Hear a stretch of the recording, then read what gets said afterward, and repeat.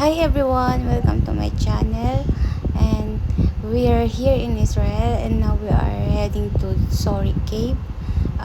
We take a short walk to our destination, and it involves 150 stairs downhill. So let's go.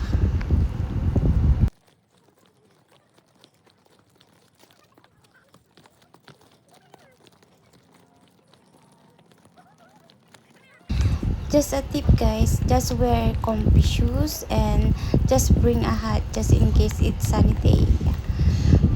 That's it.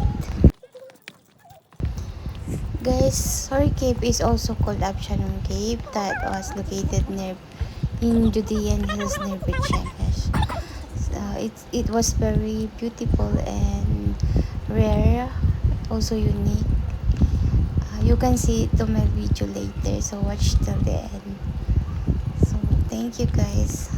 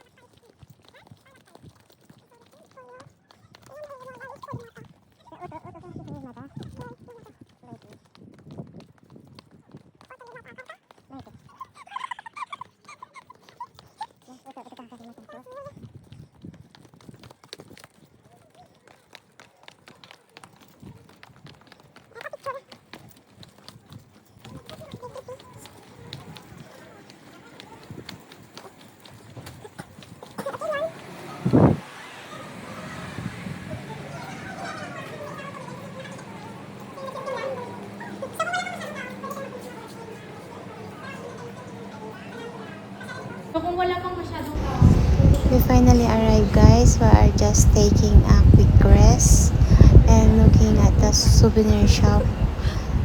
There's other things you can buy there, just like drinks and food, and after it we are just heading straight to the Sori Cave.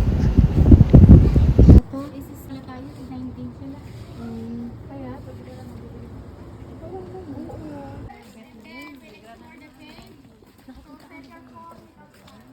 oo, Bethlehem, nakarating na ako. Nazareth. Ay, oo, Nazareth ba yun? Oo, nakarating na nga ako.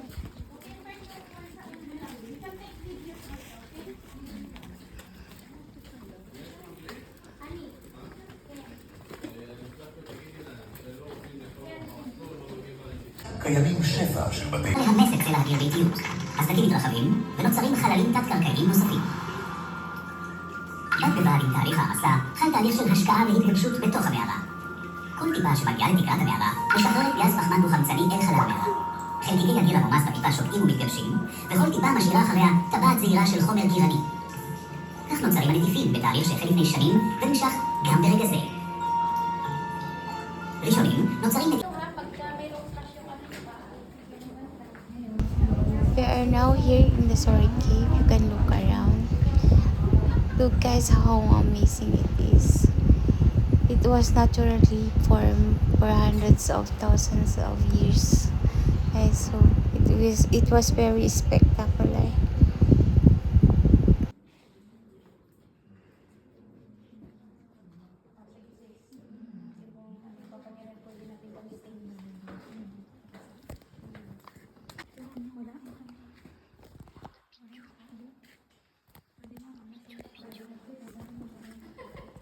O, pwede na sila. Forward yung iba ha, forward. Wag lang dyan sa gate. Forward.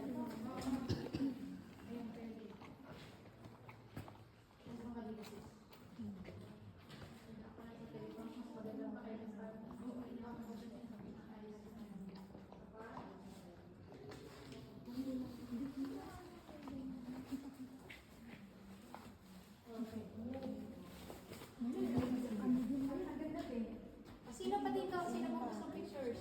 Pwede rin telepono, effort na, mayroon sa DSLR.